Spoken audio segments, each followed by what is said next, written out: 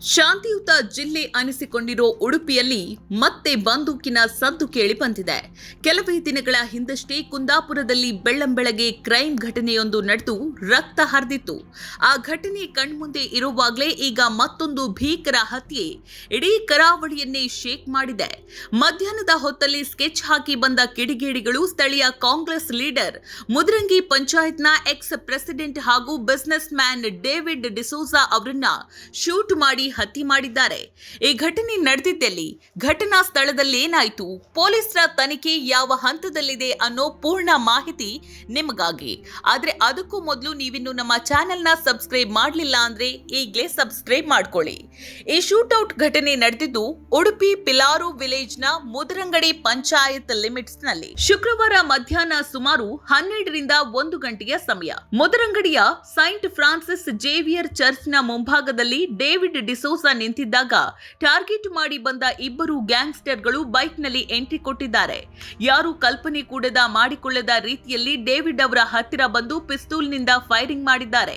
ಗುಂಡಿನ ಸೌಂಡ್ ಕೇಳಿ ಲೋಕಲ್ ಜನ ಓಡಿ ಬರುವಷ್ಟರಲ್ಲಿ ಅಟ್ಯಾಕ್ ಮಾಡಿದ ಗ್ಯಾಂಗ್ ಬೈಕ್ನಲ್ಲಿ ಸ್ಪಾಟ್ನಿಂದ ಫಾಸ್ಟ್ ಆಗಿ ಎಸ್ಕೇಪ್ ಆಗಿದ್ದಾರೆ. ಅಲ್ಲಿ ಗಂಭೀರವಾಗಿ ಗಾಯಗೊಂಡು ಬಿದ್ದಿದ್ದ ಡೇವಿಡ್ ಡಿಸೋಜಾರನ್ನ ಅಕ್ಕಪಕ್ಕದವರು ಕೂಡಲೇ ಆಸ್ಪತ್ರೆಗೆ ಶಿಫ್ಟ್ ಮಾಡಲು ಟ್ರೈ ಮಾಡಿದ್ರು. ಆದ್ರೆ ಅಷ್ಟರಲ್ಲೇ ಲೇಟ್ ಆಗಿತ್ತು. ಹಾಸ್ಪಿಟಲ್ಗೆ ತಲುಪುವಷ್ಟರಲ್ಲಿ ಮಾರ್ಗ ಮಧ್ಯದಲ್ಲೇ ಅವರು ಪ್ರಾಣ ಬಿಟ್ಟಿದ್ದಾರೆ ಅಂತ ಡಾಕ್ಟರ್ಸ್ ದೃಢಪಡಿಸಿದ್ದಾರೆ. ಹತ್ಯೆಯಾದ ಡೇವಿಡ್ ಡಿಸೋಜಾ ಲೋಕಲ್ ಏರಿಯಾದಲ್ಲಿ ತುಂಬಾ ಆಕ್ಟಿವ್ ಆಗಿದ್ದ ನಾಯಕ. ಅವರು ಕಾಂಗ್ರೆಸ್ ಪಾರ್ಟಿಯ ಪ್ರಮುಖ ಲೀಡರ್ ಆಗಿ ಗುರುತಿಸಿಕೊಂಡಿದ್ರು. ಮುದರಂಗಡಿ ಗ್ರಾಮ ಪಂಚಾಯತ್ನ ಮಾಜಿ ಅಧ್ಯಕ್ಷರಾಗಿ ಮುನ್ನಡೆಸ್ತಾ ಇದ್ರು. ಅದರ ಜೊತೆಗೆ ದೊಡ್ಡ ಮಟ್ಟದ ಸಿವಿಲ್ ಕಾಂಟ್ರಾಕ್ಟರ್ ಮತ್ತು ಬಿಸಿನೆಸ್ ಮ್ಯಾನ್ ಕೂಡ ಆಗಿದ್ರು. ಊರಿನಲ್ಲಿ ಎಲ್ಲರ ಜೊತೆ ಬೆರೀತಾ ಇದ್ದ ಪೊಲಿಟಿಕಲ್ ಹಾಗೂ ಕಾಂಟ್ರಾಕ್ಟಿಂಗ್ ಫೀಲ್ಡ್ ನಲ್ಲಿ ಗಟ್ಟಿಯಾಗಿ ನೆಲೆಯೂರಿದ್ದ ವ್ಯಕ್ತಿಯನ್ನೇ ಈ ರೀತಿ ಪ್ಲಾನ್ ಮಾಡಿ ಶೂಟ್ ಮಾಡಿರುವುದು ಲೋಕಲ್ ಜನರಲ್ಲಿ ದೊಡ್ಡ ಆತಂಕವನ್ನ ಸೃಷ್ಟಿಸಿದೆ. ಘಟನೆ ನಡೆದ ತಕ್ಷಣವೇ ಶಿರ್ವ ಮತ್ತು ಪಡುಬಿದ್ರಿ ಪೊಲೀಸ್ ಸ್ಟೇಷನ್ನ ಆಫೀಸರ್ಸ್ ಸ್ಥಳಕ್ಕೆ ರಶ್ ಮಾಡಿದ್ದಾರೆ. ಪರಿಸ್ಥಿತಿಯ ಸೀರಿಯಸ್ನೆಸ್ ನೋಡಿಕೊಂಡು ಉಡುಪಿ ಜಿಲ್ಲಾ ಎಸ್ಪಿ ಹರಿರಾಮ್ ಶಂಕರ್ ಅವರು ಕೂಡ ಖುದ್ದಾಗಿ ಸ್ಪಾಟ್ಗೆ ಭೇಟಿ ನೀಡಿ ಎನ್ಕ್ವೈರಿ ನಡೆಸಿದ್ದಾರೆ. ಕ್ರೈಮ್ ಸ್ಪಾಟ್ನಿಂದ ಸಾಕ್ಷ್ಯಗಳನ್ನ ಕಲೆಕ್ಟ್ ಮಾಡೋದಕ್ಕೆ ಎಸ್ಒಸಿಒ ಅಪರಾಧಿಗಳ ಪರಿಶೀಲನಾ ಟೀಮ್ ಹಾಗೂ ಶ್ವಾನದಳ ರಂಗಕ್ಕಿಳಿದಿದೆ. ಇಡೀ ಏರಿಯಾವನ್ನ ಸೀಲ್ ಮಾಡಿ ಪ್ರಮುಖ ಕ್ಲೂಗಳನ್ನ ಕಲೆಕ್ಟ್ ಮಾಡಲಾಗಿದೆ.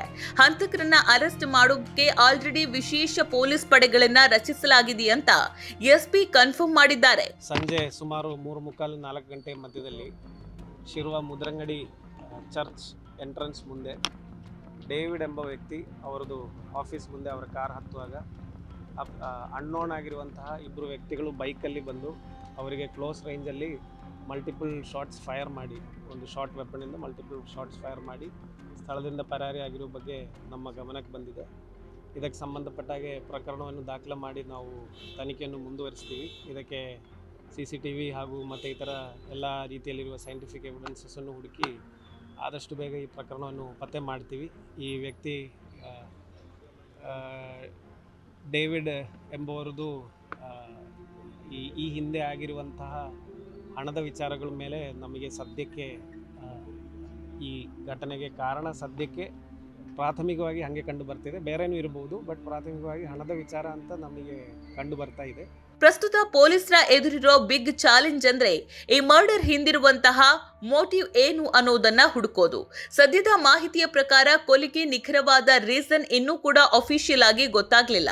ಆದ್ರೆ ಪೊಲೀಸರು ಮಲ್ಟಿಪಲ್ ಆಂಗಲ್ಸ್ ನಲ್ಲಿ ಕೇಸ್ ಹ್ಯಾಂಡಲ್ ಮಾಡ್ತಾ ಇದ್ದಾರೆ. ವೈಯಕ್ತಿಕವಾಗಿ ಯಾರೊಂದಿಗಾದ್ರೂ ಹಳೆ ದ್ವೇಷ ಆಯ್ತಾ, ಕಾಂಟ್ರಾಕ್ಟ್ ಅಥವಾ ರಿಯಲ್ ಎಸ್ಟೇಟ್ ವ್ಯವಹಾರದಲ್ಲಿ ವೈಷಮ್ಯ ಆಯ್ತಾ, ಅಥವಾ ಸ್ಥಳೀಯ ರಾಜಕೀಯ ಹಗೆತನವೇ ಕಾರಣವಾ ಅನ್ನುವಂತಹ ಆಂಗಲ್ ನಲ್ಲೂ ಕೂಡ ಪೊಲೀಸರು ತನಿಖೆಯನ್ನ ಆರಂಭಿಸಿದ್ದಾರೆ.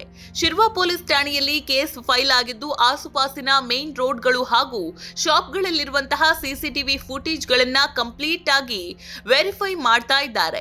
ಮರ್ಡರ್ ಮಾಡಿ ಆರೋಪಿಗಳು ಯಾವ ರೂಟ್ ನಲ್ಲಿ ರೈಡ್ ಮಾಡಿಕೊಂಡು ಹೋದ್ರು ಅನ್ನೋದನ್ನು ಕೂಡ ಟ್ರ್ಯಾಕ್ ಮಾಡಲಾಗ್ತಿದೆ. ಡೇವಿಡ್ ಅವರು ನಮ್ಮ ಪಂಚಾಯತಿನ ಅಧ್ಯಕ್ಷರಾಗಿದ್ದಂಥವರು, ನಮ್ಮ ಗ್ರಾಮೀಣ ಕಾಂಗ್ರೆಸ್ನ ಅಧ್ಯಕ್ಷರು. ಅವರಿಗೆ ಇವತ್ತು ಶೂಟ್ ಔಟ್ ಆಗಿದೆ. ಯಾರೋ ಇಬ್ಬರು ದುಷ್ಕರ್ಮಿಗಳು ಬಂದು ಅಟ್ಯಾಕ್ ಮಾಡಿದ್ದಾರೆ ಅಂತೇಳಿ ಕೇಳಿದ್ದೇವೆ. ಅಲ್ಲಿ ಪ್ರತ್ಯಕ್ಷದರ್ಶಿಗಳು ನೋಡಿದವರಿದ್ದಾರೆ. ಹಾಗಾಗಿ ಪೊಲೀಸ್ ಇವಾಗಲೇ ತನಿಖೆ ಪ್ರಾರಂಭ ಮಾಡಿದೆ.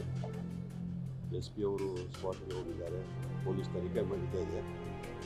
ಯಾವ ಕಾರಣ, ಏನು, ಯಾರು ಅನ್ನೋದ್ರ ಬಗ್ಗೆ ತನಿಖೆಯಲ್ಲಿ ತಿಳುವಳಿಕೆ ಬರ್ತದೆ.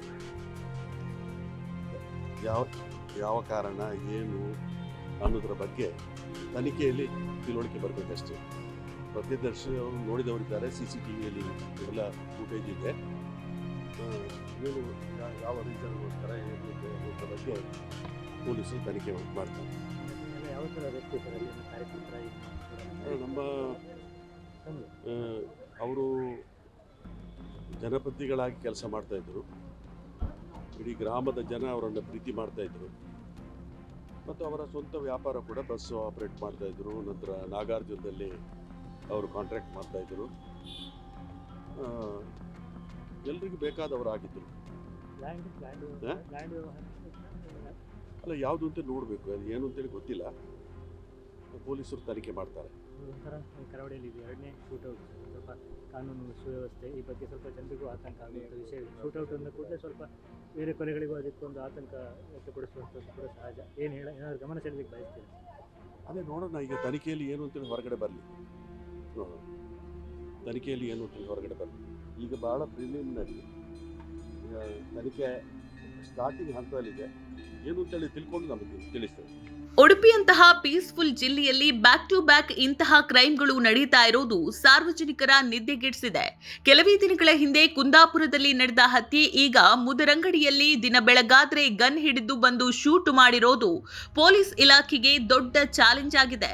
ಸಾರ್ವಜನಿಕರು ಹಾಗೂ ಸ್ಥಳೀಯ ಕಾಂಗ್ರೆಸ್ ಕಾರ್ಯಕರ್ತರು ಈ ಘಟನೆಯನ್ನ ತೀವ್ರವಾಗಿ ಖಂಡಿಸಿದ್ದು, ಕಿಲ್ಲರ್ಸ್ ಯಾರೇ ಆಗಿದ್ರೂ ತಕ್ಷಣ ಅರೆಸ್ಟ್ ಮಾಡಿ ಕಠಿಣ ಕ್ರಮ ತಗೋಬೇಕು ಅಂತ ಡಿಮ್ಯಾಂಡ್ ಮಾಡ್ತಿದ್ದಾರೆ. ಸದ್ಯಕ್ಕೆ ಪೊಲೀಸ್ ಸ್ಪೆಷಲ್ ಟೀಮ್ಸ್ ಎಲ್ಲ ಆಂಗಲ್ನಲ್ಲೂ ರೆಡ್ ಅಲರ್ಟ್ ಘೋಷಿಸಿ ಶೋಧ ಕಾರ್ಯಾಚರಣೆಯನ್ನ ಮುಂದುವರೆಸಿದೆ. ಈ ಹತ್ಯೆಯನ್ನ ಮಾಡಿದ ರಿಯಲ್ ಮಾಸ್ಟರ್ ಮೈಂಡ್ ಯಾರು ಅನ್ನೋದು ಶೀಘ್ರವೇ ಹೊರಬರಬೇಕಿದೆ. ಈ ವಿಡಿಯೋ ನಿಮಗೆ ಇಷ್ಟ ಆಗಿದ್ರೆ ಲೈಕ್ ಮಾಡಿ, ಶೇರ್ ಮಾಡಿ ಹಾಗೂ ಸಬ್ಸ್ಕ್ರೈಬ್ ಮಾಡಿ. Thank you.